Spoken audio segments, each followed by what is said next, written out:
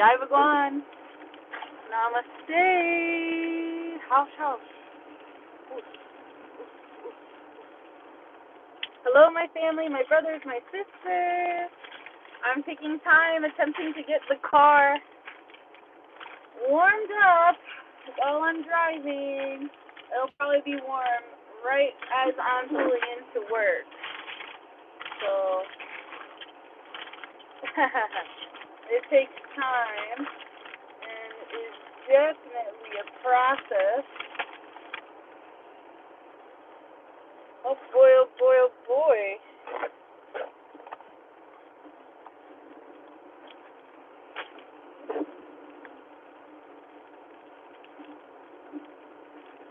Oh, what fun it is to ride.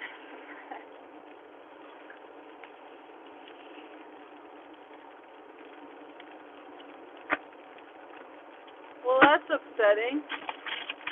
Looks like I've left some of my equipment. That should make today, I want to joke saying more fun, but it's definitely going to make it more challenging not having all the materials that I'm in need of.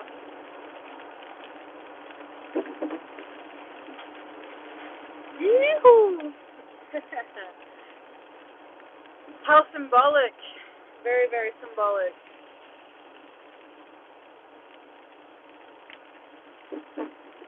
Looks like it's going to be a very, very, very rainy, gray and gloomy day. We'll see if the weather will attempt to express itself in another parameter. It is extremely stressful having to come to the acceptance that I'm not seeing in my basket all of my equipment. Lovely, lovely, lovely. I have to let go of the attachment.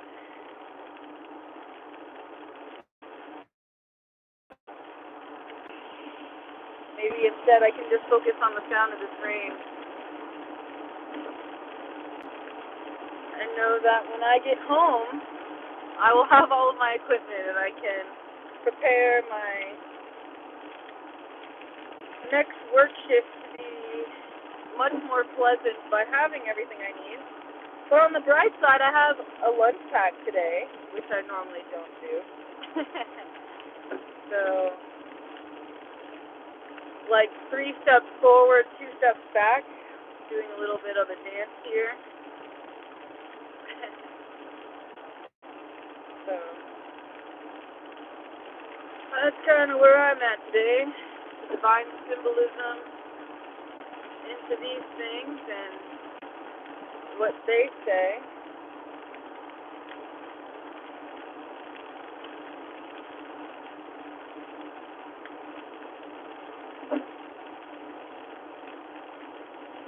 Something that comes to mind is maybe we come to depend upon a person, a place, a thing, a substance, a coping mechanism that possibly isn't healthy, a toxic relationship, and sometimes those objects to use those substances become broken, right? Have you ever had a friend who was very deep into their addiction? Maybe they were like madly in love with marijuana, and then like maybe their pipes break all the time, you know what I mean? And then sometimes like maybe it inspires the idea of like, hey, if there is a God in heaven, maybe they're trying to tell me something, not to like smoke or not to hang out with this person or things like that. Sometimes I enjoy to have those thoughts and just question, if there's any motives in the unseen world. My brain seems to find some kind of entertainment and comfort and joy and pleasure from experimenting with these thoughts and these ideas and concepts that could be totally made up, and yet still the mind is running with stories. So when I check in my basket for work and I'm coming to the realization that something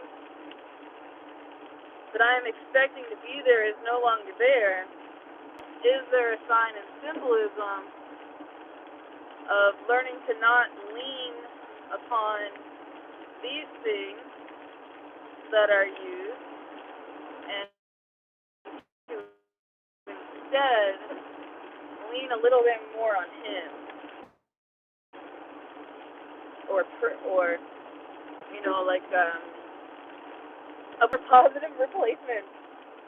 And man, sometimes it can definitely be hard going through those neural pathways in your mind and readjusting your nervous system to get used to using the new, more improved, better, helpful coping mechanism, which might include running, right? Or like something like that. For me, my body kind of runs from running. And something I recently noticed that was like hiding in my body is like when I'm running and my heart space is extremely activated, like suddenly it is surfaced to the system like those underlying neural inputs, like those nerves and how they're like, you could say electrocuted or fried or stimulated. And like the body is remembering the last time that these parts of the body were engaged. And therefore, that can kind of create some anxiety. And then, like, it's a choice, right? You keep running and pushing through those uncomfortable sensations and, like, letting them express themselves even though you have managed to suppress and disidentify with what's there by attempting to just keep going on. Or, like, the opposite, where you're purposely triggering these trigger points and then consciously or mindfully, meditatively, working through the circumstances. And I can't lie, I have a mixture of both things. I have the part of me that is purposely activating and becoming engaged with these parts. And then I have the other part that also sometimes will stop in the middle of running to just bring the sensations down a little bit to make it a little bit more tolerable, to feel and to have experiences.